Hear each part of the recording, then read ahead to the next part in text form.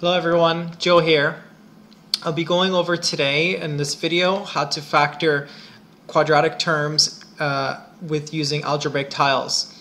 This concept can be a little bit tricky at first, and I found that some students, they get caught off by guard. Usually in the textbook or the explanations in class, they start off with algebraic tiles and the student is like confused, okay, what is this shape supposed to stand for or mean, and what is the other shape, like different shapes are involved here. So it gets a little bit confusing. It's different than the rubric that we follow for product and sum rule in factoring quadratics. So we'll go over the basics with you. We'll start off with the two factors that'll be given to us, and then we can work our way afterwards backwards to find the factors themselves using algebraic tiles. So I'll be going over the steps with you today, and all I need for you is get your Alaskan fish oil, and then if you want, a cup of Java Joe, and which I have here, and smells good, tastes good, I guess. That's great. And so let's get right to it.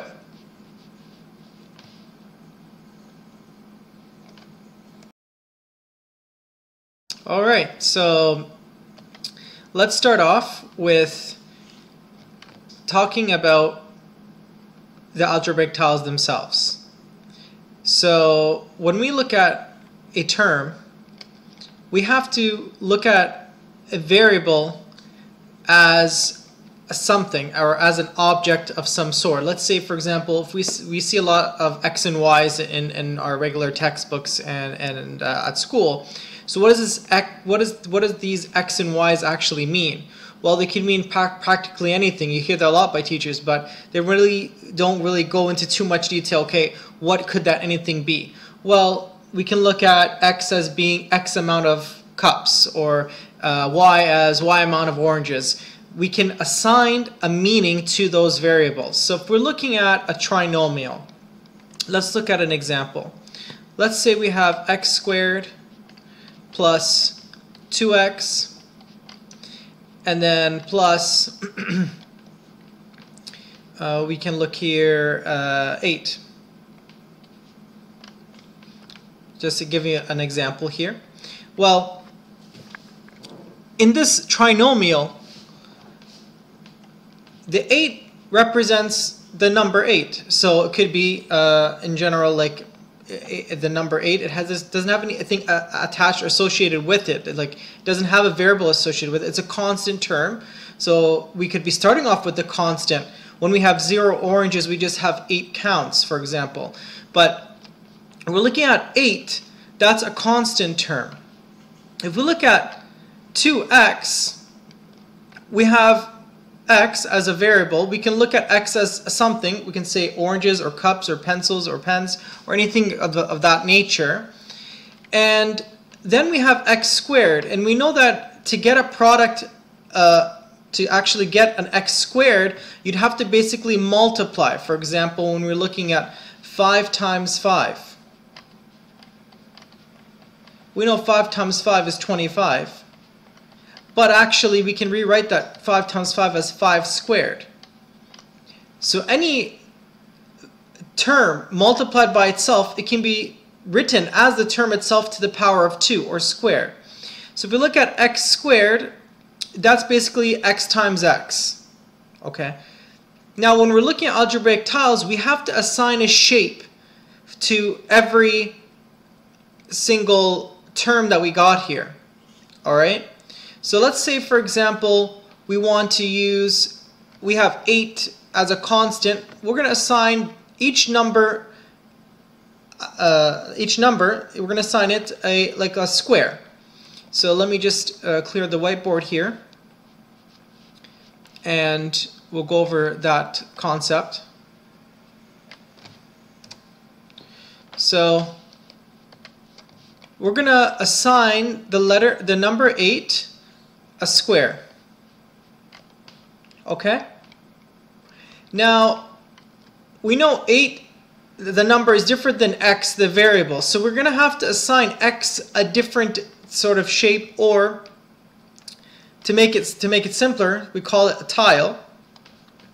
Each individual unit like this for the 8, we're going to assume that each individual unit means 1.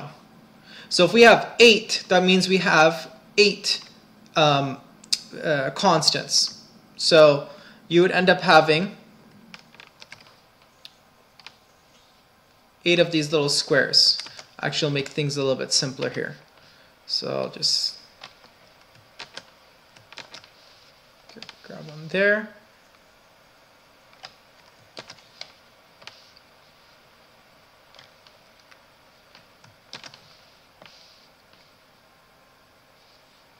I'll just put this here. And then let me just copy all of this here. Okay. So these 8 little blocks, we're going to call them, they're supposed to be squares. Sorry, I'm not really the best artist at this point using the computer. But we have 8 blocks representing each constant, like each term, each number, representing one block. So 1, 2, 3, 4, 5, 6, 7, 8. We have 8 blocks. So now if we look at x, we have 2x. So if we have 2x, we have to represent x with a shape. And to make it simpler, or to make it easier to work with, we're going to assign x a rectangle. So the x rectangle is going to look something like this. So we're going to call this x. And let me just assign towards each. I'll just change this here. So this is going to be 1, 1, 1, 1, 1, 1, 1, and 1. And each rectangle is going to be representing x. So I'm going to make another x. And here we go. So this now represents our second term, which is 2x. We have x and x. Again, the tile isn't like something concrete. You could have different shapes, but we work it this way so it makes more sense to put the algebraic tiles together. And in order for you to like sort of build on finding the factors that give you or generate the algebraic terms for factoring this quadratic. So if we look at x times x, okay, so I'm going to bring it a little bit closer to this side because I want to have space to draw my next term, which is going to be my x squared. So I'll just move this here.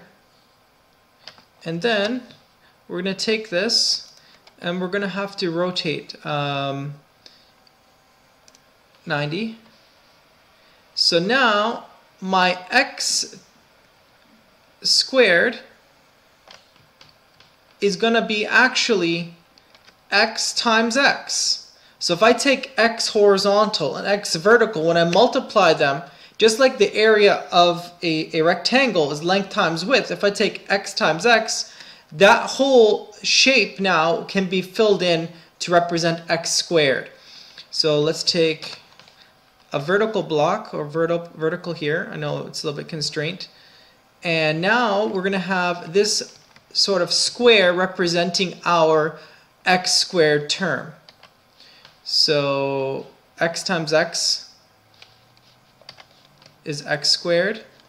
So then let me just get this going here.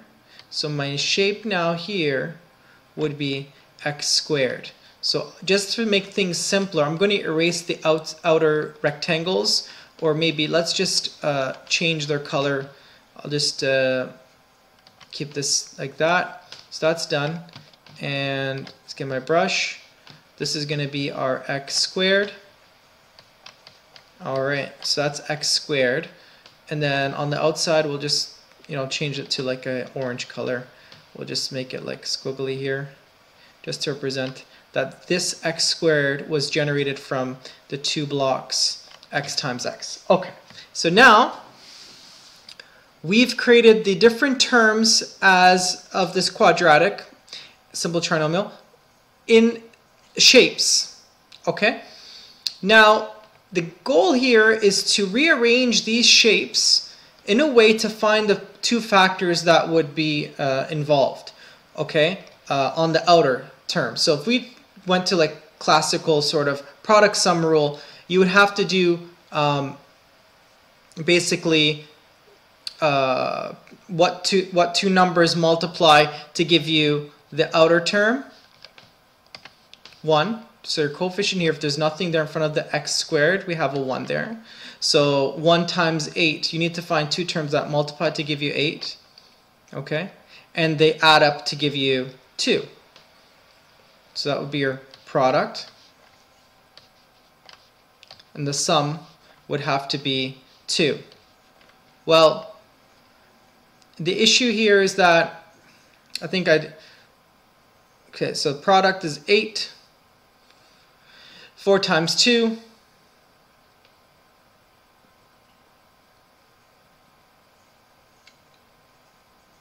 4 and 2.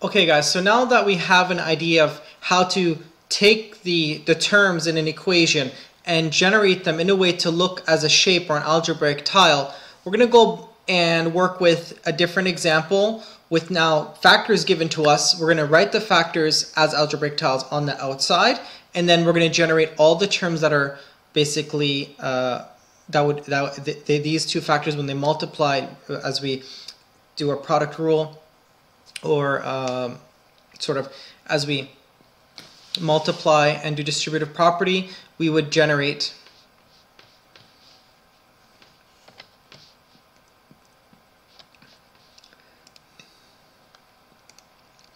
okay guys, so now that we see how we can take these terms in a quadratic relation or quadratic function and take each term and represent it as an algebraic tile, we're going to go to an example where we have two factors being multiplied with each other, represent these factors as algebraic tiles and shapes, and then generate the simplified expression when we applied like distributive property on both those factors. So let's go over that. I'll just erase this board quickly and we'll get going to that question. So I'll just erase this. Okay.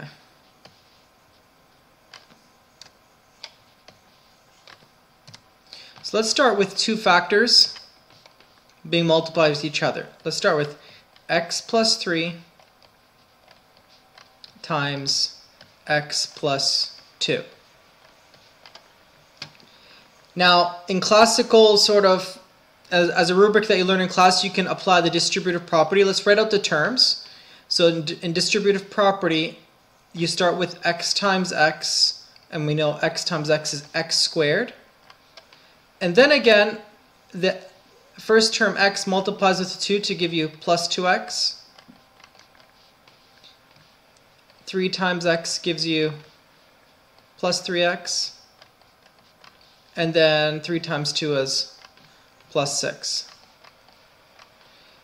If we continue with this, what we end up getting is x squared plus 2x plus 3x is basically 5x, because again, they're the same term, they're under the same power, so they're the same sort of concept or idea or object, if you want to think of it as an object. So 2x plus 3x is 5x, and then plus 6. Okay, so we know as we expand and we enter a simplified expression, x squared plus 5x plus 6, that's a simplified expression for the factored form, x plus 3 times x plus 2. Now, how can we generate this using algebraic tiles? So we're going to do this very quickly, sort of similar to what we just did in the previous step in the explanation. So we're going to draw on one column is going to be our expression x plus 3. And on the other column is going to be so we have a column, and then we're going to have a row, and in that row it's going to be the x plus 2 term, or factor, sorry. So let's start off with, this is going to be our x, and so that column represents our x. We're going to have 3 individual blocks.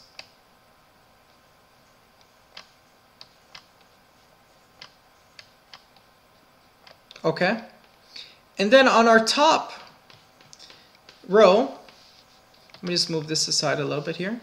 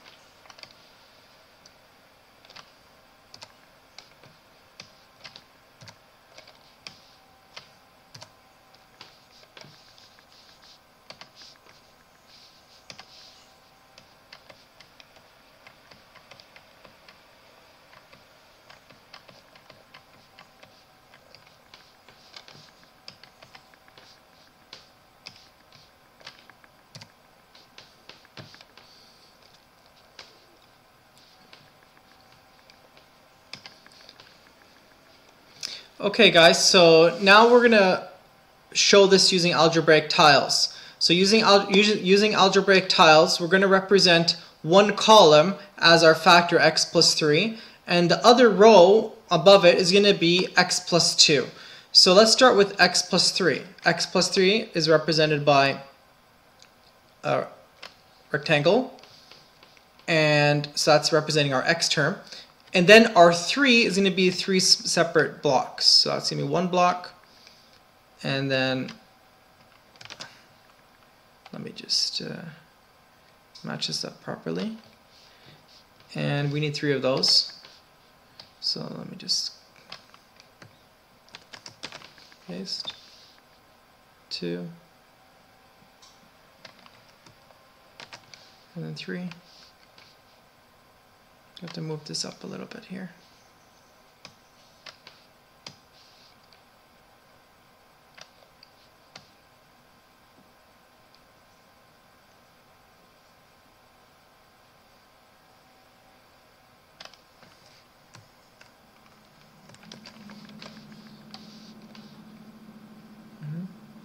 So that's our third block. And again, that's our x plus 3 column. Now we're going to represent our x plus 2 row at the top there. I'm just going to just quickly remove these arrows just so that we can work through this and create some space. And let's get going ahead now. And let's take this, copy, paste, and I need to rotate this. Okay, there we go. So this is now our x, and then we need 2.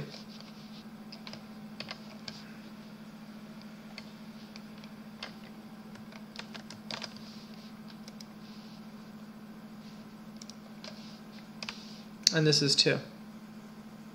So we got this going. Now the next step what we're going to do is we're going to be multiplying these blocks as if they were variables. So let me just rewrite this here. This is x, that's x, that's 1, 1. Each block represents 1 unit, and that has 3. So the first x times x, that's going to give us the area of a square.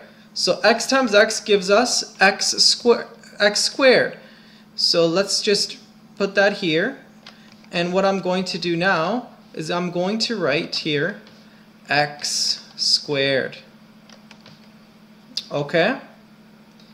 The next thing that's going to happen is I'm going to multiply my x block with each individual term.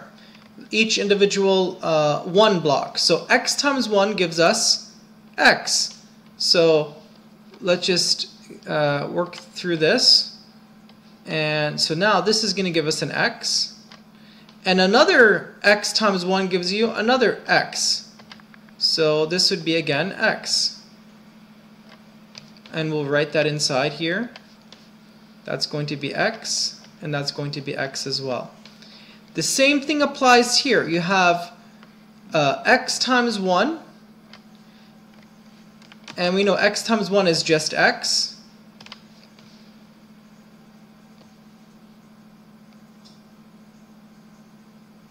Same thing applies.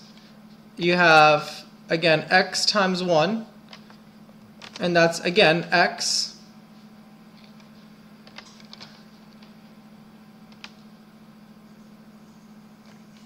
And the same thing happens, x times 1 will give you another x.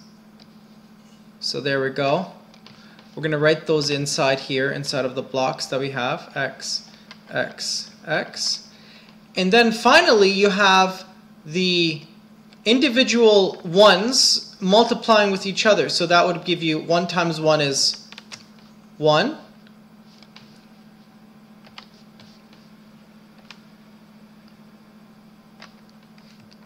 And again, 1 times 1 is 1. Actually, that's the wrong shape. Sorry. Just not, I don't want to get you confused here. Just, let's just look at my, yeah, there we go. So, show copy. All right, so that's looking good. And again, 1 times 1 is 1. You're going to keep on doing this. It's not that complicated at this point. Like, you can probably see the pattern, what's going on. And again, my apologies, it isn't perfect in terms of the shapes, but I'm trying to work my way on, you know, giving you a very accurate sort of representation here. But everything else is correct. This is going to be 1, 1, 1, 1, 1, 1. You're going to put an equal sign, and all we're going to do is just add up whatever we've formed on the inside of the multiplication of these tiles. So things in yellow, you're not going to write out. Things in white, the white variables, written in white here, you're just going to add up those terms. So let's say we have x squared, we only have one x squared, so you're just going to write out x squared. How many do we have of the x's? So we have 1, 2, 3, 4, 5. So we're going to write out 5x plus 5x. And then we're going to have the ones, which is your variable. So we have 1, 2, 3, 4, 5, 6. So you have 6 of those, and that would give you then 6 only. There's no variable attached to it, 6 units. So that would be plus 6. And there you have it. We've just factored pretty much using algebraic tiles. And this is sort of the easier part in a way, because you just have to write out your, this is not really the factoring, so my apologies. This is more multiplication of factors to generate the simplified expression. We're going to be going over an example now, working backwards. So let's see ourselves working backwards, and we're going to be given our simplified expression and now generate the factors using algebraic tiles. And that's pretty much what you need to cover in class. That's what they cover the most, is like both ways, when you have the two factors and then you generate the algebraic tiles, and when you have afterwards a simplified expression, quadratic, and you work your way backwards to find the factors.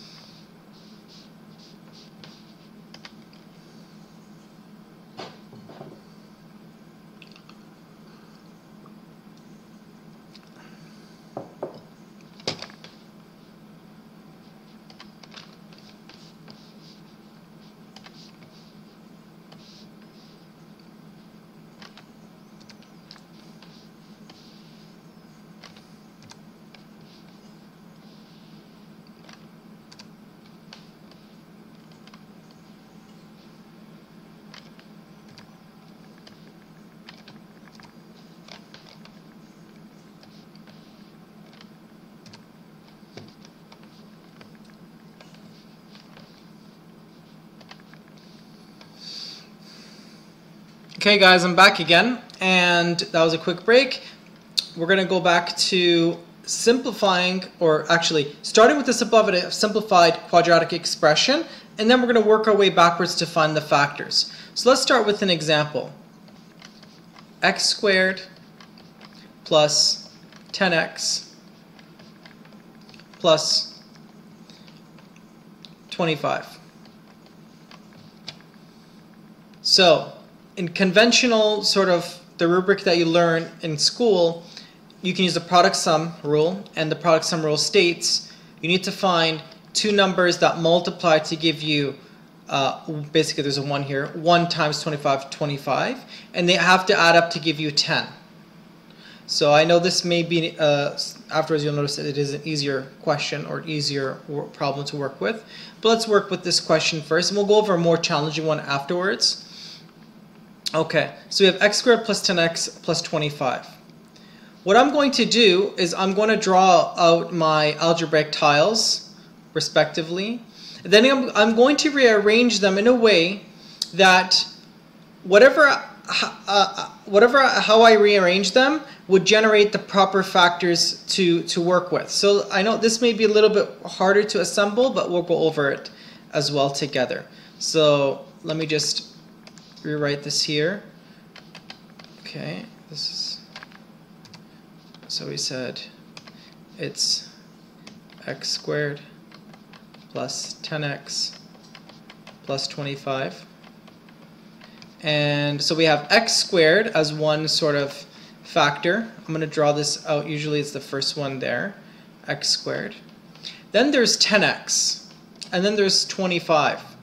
So let me just draw out, that's x squared, and then I'm going to draw one of these as x. Let me just get that here. So we're going to call this x. I'm going to have to copy 10 of those.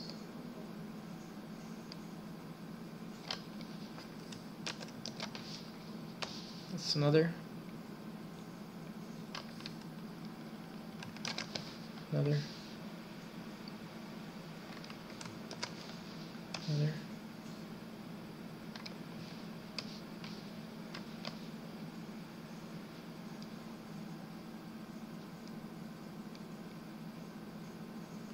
Okay.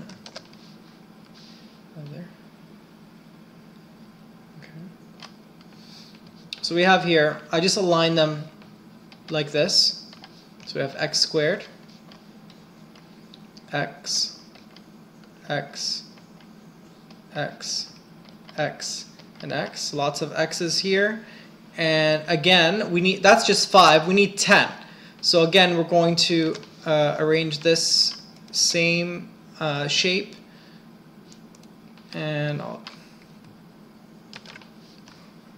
so that's 1. Actually, let me extend it a little bit here. Okay, like that. 2. 3,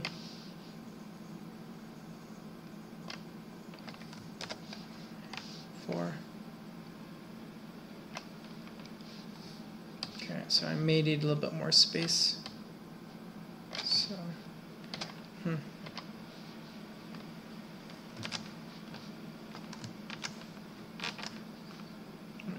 let me just generate a little bit more space here because it's getting a little bit crowded. There we go. Okay.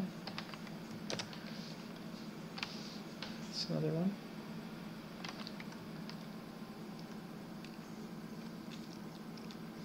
Okay.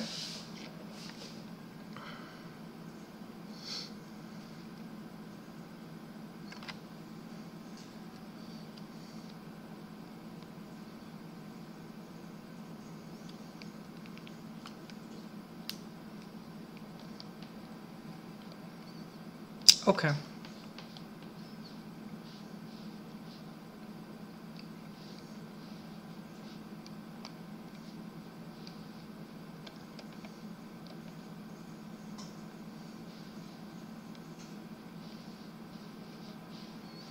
Okay, so we need one more x, and now we have 5x. So we'll write that in again.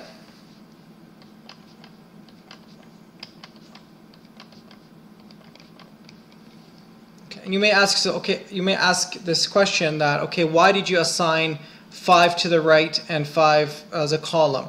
Well, I did that because if I assigned all 10 of them to the right, then if I look at the multiplication that's going to happen on the outside, I would only have basically one x term, and I wouldn't be able to generate the ones. The reason being, if I had all 10 terms on one side and I put all 25 to the bottom, like 25 ones, then if you do the multiplication, it would not work out. You would end up, we can show how that doesn't work in a second, but let's just continue with this.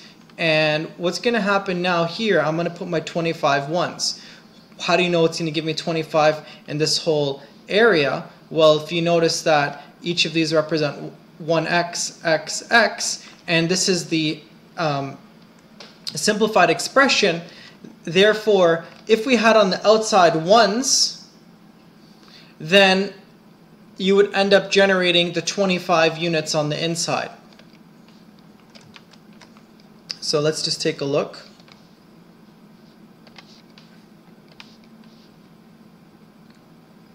Okay, I'm going to put lines here.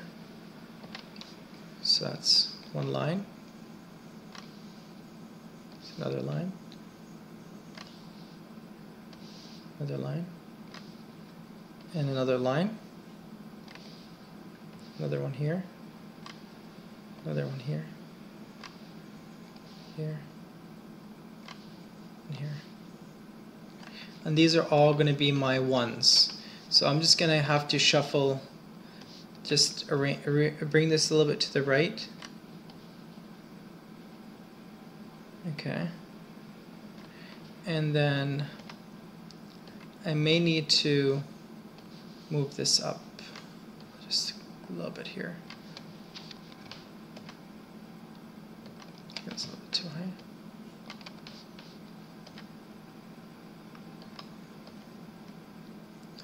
Okay, so now let's get to the outer portions. I'll just change the color. So if this here now represents our x term, okay, I'm going to have to take this and move that here.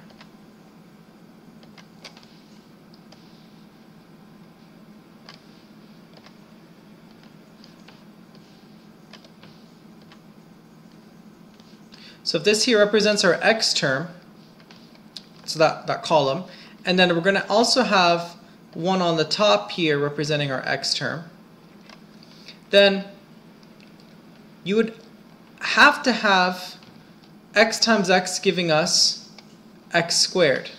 So this would have to be x, and this would have to be x. So it's sort of working your way backwards. In order to get x squared, you have to have x times x.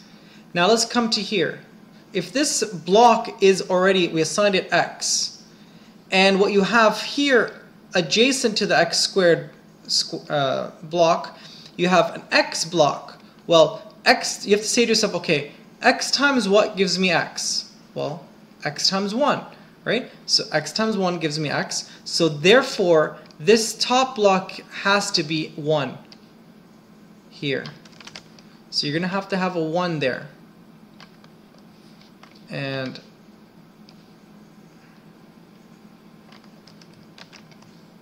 the same thing, x, same thing here. So x times what gives me, so you put a question mark to yourself, okay, x times what gives me x? Well, it has to be 1. Same thing here, x times what gives me, yeah, put a question mark, x times what gives me x? 1, and etc. So you have to do it that way. And let's take a look. So that has to be 1. That has to be 1. That has to be 1. That has to be 1. Okay? So now we have all the factors from my top row. X plus what? x plus 1, 2, 3, 4, 5, x plus 5. So I'm just going to draw this out here. So that's 1, 2, 3, 4, 5. And the factor that this is made up of is basically x plus 5. Okay? Let's continue further. Now, here, again, you're going to ask the same questions. You have x as your block. So if there's nothing here and what you got up here is x, well, you have to ask yourself, x times what? So you put a question mark. So x times what gives me x? Well, we just talked about that. X times 1 gives you x. So then what you're going to have to end up having here again are 1 blocks. So 1, 2, and then 3, and then 4, and then 5. And that then generates your 5 blocks. I know I'm just constrained on the space a little bit here. So everything else is just ones. 1, 1, 1, 1, 1. And then last but not least is your numbers, your constants. So again, you're going to ask yourself, well, in this case, you don't have to work backwards anymore. You have the terms set up. You're going to go to your ones. 1 times 1 gives me 1. And then 1 times 1 gives me 1.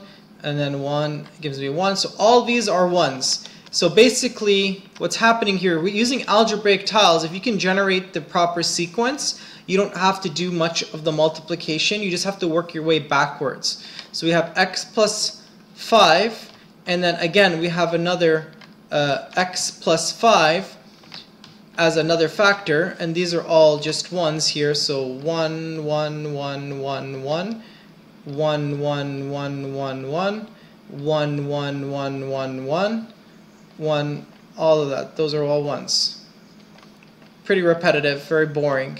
As you know, math can be very boring at times, but it's used for many beneficial applications in life, and I use it on a daily basis because I mainly tutor, I teach. But at the same time, math can be used for many applications in your daily life even.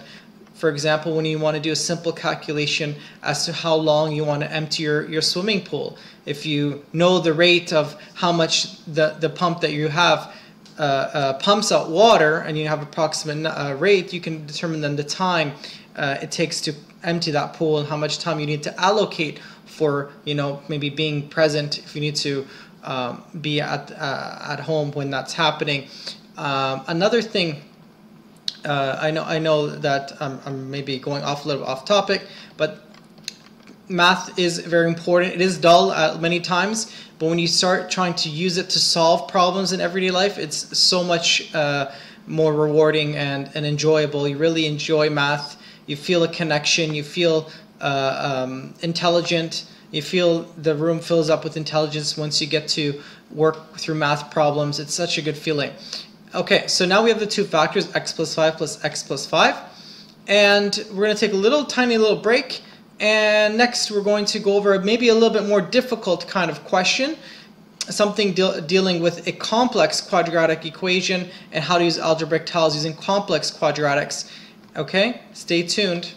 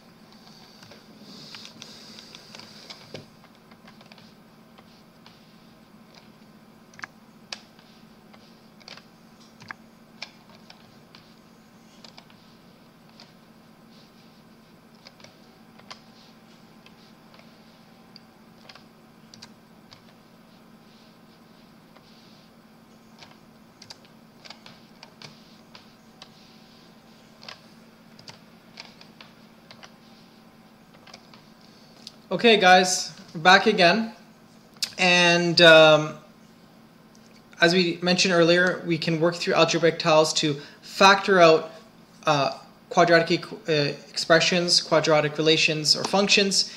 Algebraic tiles can be a little bit confusing at the beginning or a little bit sort of intimidating at first, but once you get a hang of it and you know how to work with these shapes and using algebraic tiles, it can be generally not too difficult to work with. So we worked on factors, using factors and representing them using algebraic tiles, and finding out the simplified expression using algebraic tiles. We then worked with a simple quadratic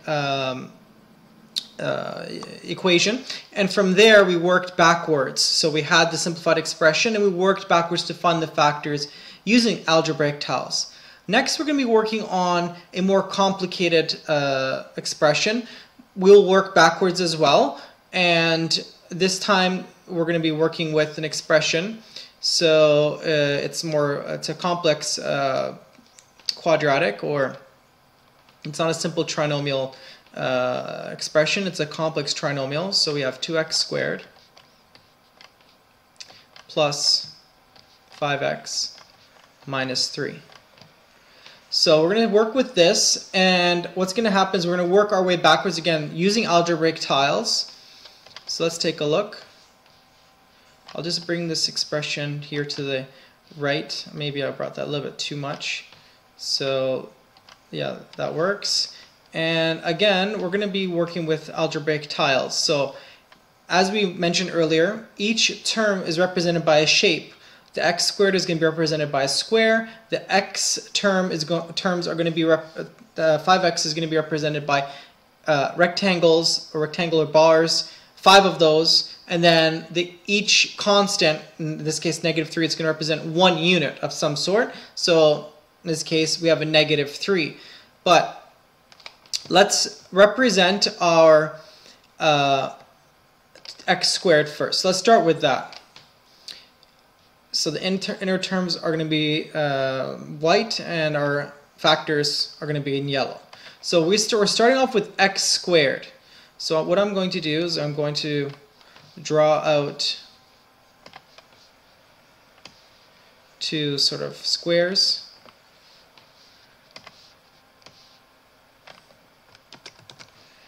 And then this would have to be here.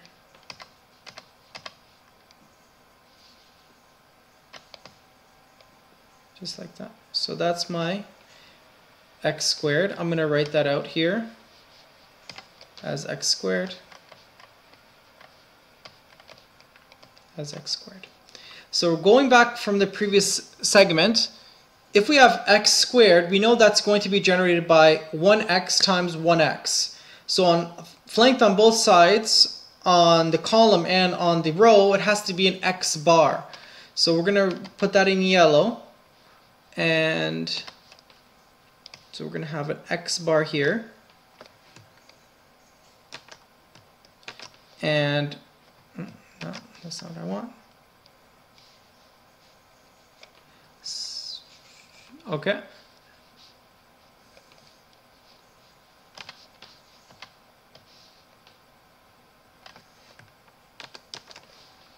Another x bar here. And flanked on the top is going to be another x bar. So all these are representing x. So this is x, this is x, and this is x. And that matches up with the data that we have. We have 2x squared, x times x gives you x squared, x times x gives you x squared. That's x squared plus x squared gives us 2x squared. So that's covered. The next, what we're going to be dealing with is 5x. So if we're going to be sort of following a symmetrical order here, we can't get 5 bars to give us 5 in a row in a symmetrical manner. So we're trying to form a box here, a filled up box. We don't want any gaps in the box. So if we drew 3 across, 3x bars, and 3 on the bottom, 3x bars, that's going to give us 6x. So there's something wrong here. We can't have 6x because our expression is 5x. So let's first draw out the 6x and see what we can do afterwards to work around and generate or give us 5x. So let's take a look at that. So the first thing we're going to be doing is we're going to draw our x bars.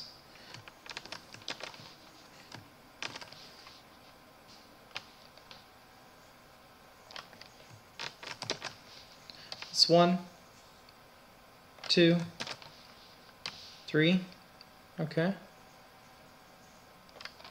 And then another 1, 2,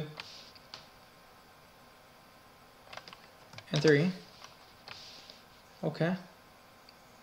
Now typically here we know that we need 5x, but what I'm going to do for now, I'm going to write out the 6x's here for now.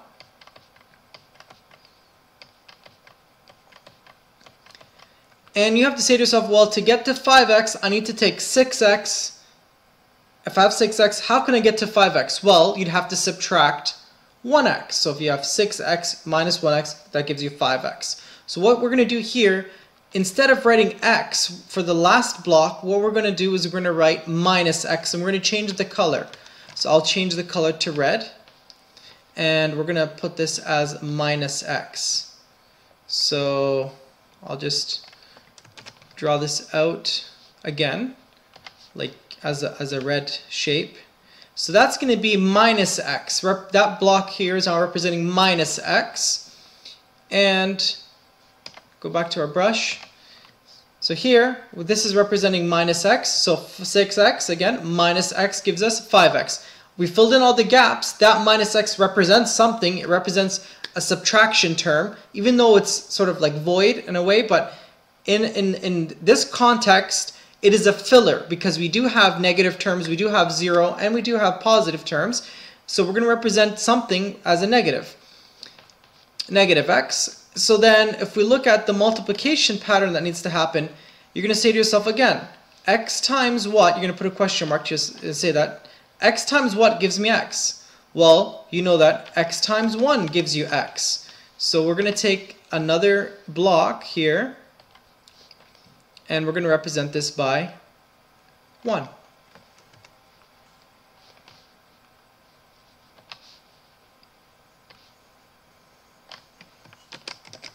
That represents 1. That represents 1. That represents 1.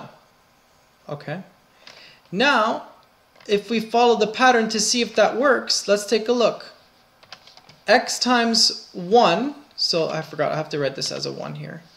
So let me just take away this. This is going to be 1, 1, 1. All right, let's go back. So if x times 1 gives me x, x times 1 gives me x, and x times 1 gives me x. So all those give us our x's. That's fine. So that's great. So that's fine and dandy. This whole set is ready. And in the meantime, our first our row factor is there. We have x, 1, 2, 3. So it's x plus 3. Right? So I'm going to write this factor out on my set here, underneath the set. So this is going to be equal to x plus 3.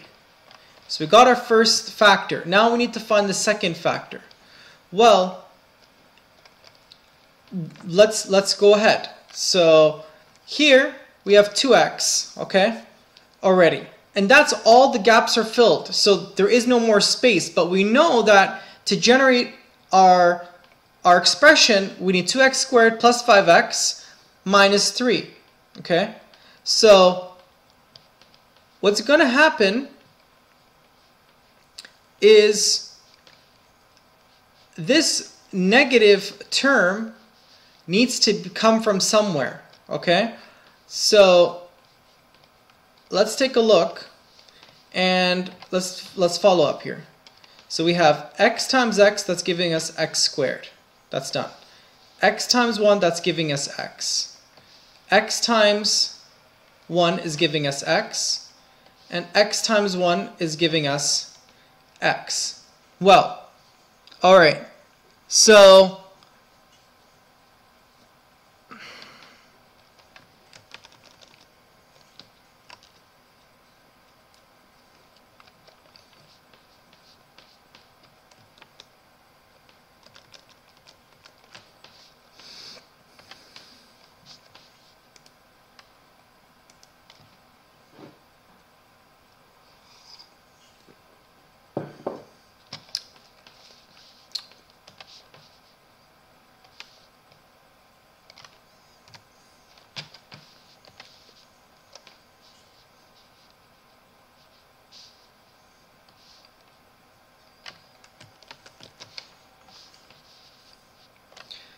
okay, so continuing on, we need 5x.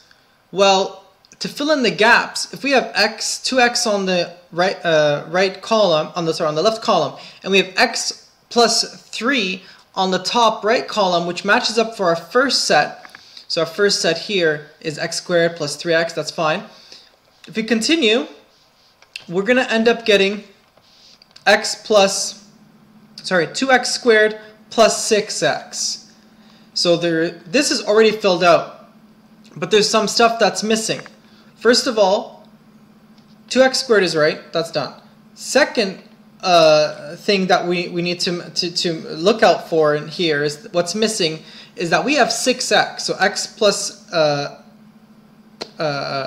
when you multiply by 6 is giving us 6x, but in our expression we have 5x. So knowing that, there has to be another sort of term there that gives you a 5x. The third thing that's we need to look out for here is there's a -3 term in the quadratic expression here, or quadratic relation, and that -3 is not visualized in our algebraic tiles. So technically we need a term that's not adding 3 but subtracting 3. So we have to keep that in mind. So the first thing that we need to look at is 5x. How can we get from 6x to 5x? So you have to say to yourself, what can I do with 6x to get to 5x? Well, I can't multiply, I can't divide, I can subtract 1. So if I can subtract 1x and find something that represents, subtraction, then we can generate our 5x term. So what we can try to visualize is we need to have a minus x. To get a minus x, we can think of this as plus x. Okay, I'm going to change the color. And instead of having it as a plus x block, we're going to represent it as minus x block. So as a minus x block, that represents something. It's filling the space, and it's still part of sort of a tangible integer or value, something that's in the negative region, something it still could be there. It's a negative entity. So if we're looking at negative x, this matches up and follows what we need here. So we're going to end up with 6x minus x, that gives us 5x. So that works fine, that's great. So everything here works perfectly. So that negative x block, we're going to put that there. Okay? And to really generate that negative x, you have to ask yourself, we have x, and here we don't have anything. We don't know what it is. So you have to ask yourself, what times x? You put a question mark and you ask yourself, what times x gives me negative x? Well, we can't be 1. 1 times x gives us x. How about negative 1 times x? If we have negative 1 times x, that will give us negative x, and that fills in the block that we need. So negative 1 times x would work. So that block there is going to be our negative x block. Sorry, a negative 1 block. My apologies. So that's going to be a negative 1 block, and we're going to change the color because that has to be representing negative 1. So I'll put here minus 1. Okay, so let's look forward and now continue with the multiplication. Negative 1 times 1 gives us negative 1. Negative 1 times 1 gives us negative 1. And negative 1 times 1 gives us negative 1. So all of these give us negative 1. So what's going to happen here? We end up with negative 1 times negative 1 minus 1 minus 1. That gives us negative 3. And that solves this issue. So we found our last term, which is negative 3. Now we're going to write this out here. We'll draw this out in red as well. So these little blocks are going to be negative 1 and then negative 1 and negative 1. Okay. And let's take a look. So minus 1, minus 1, minus 1. Great. So all of my factored terms are there. We have x squared and x squared. It gives you 2x squared. Check. We have x, x, x, x, x, x. That's 6x minus x gives us 5x. Check. And then we have the minus 1, minus 1, minus 1 gives us minus 3. Check. So all of this works for us. And so we got all those checks there. That's fine. Now we need to write our factors. We're going to put this back in white. And our factors are basically the x plus 3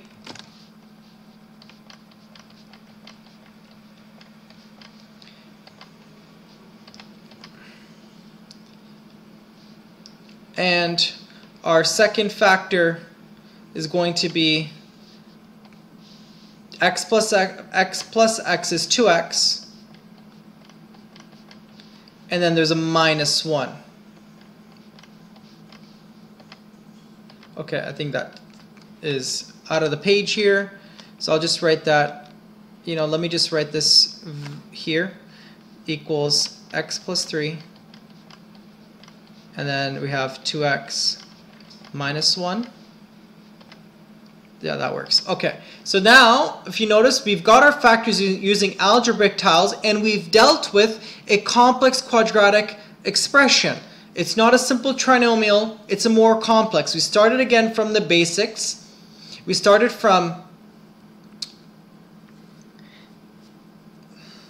the basics, and we have a series of in our expression we have 3 terms with different exponents. So we're dealing with different variables. So again, highest degree is 2, and we worked around taking the simplified expression, starting with the building blocks and working our way backwards to find the proper factors. It does take a lot more time than the rubric of product-sum rule or crisscross method or others, but it's good to visualize to see how these algebraic tiles, or how the physical sort of diagram representation of factoring works. And we can use this in other applications in terms of area and volume, and looking at it from a 3-dimensional perspective or two-dimensional perspective as well, and understand the factoring, what it's actually doing and what it means. We're actually breaking it apart and seeing the meaning behind it.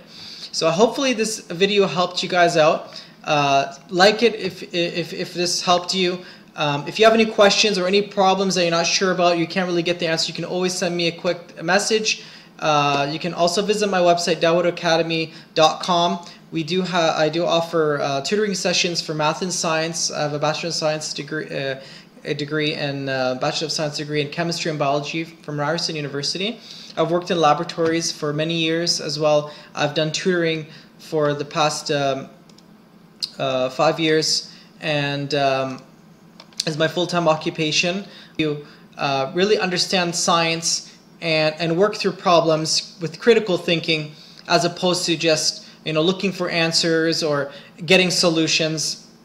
I really focus on my students to build the building blocks, and I really put a lot of passion and effort for my students to understand how to work through problems, even if they had really little to no background. So even if they had little to no background in the certain area that they're working with, that they can take those building blocks that they've learned throughout these years and establish them and use them to come to proper, legitimate solutions in their questions that they're working with.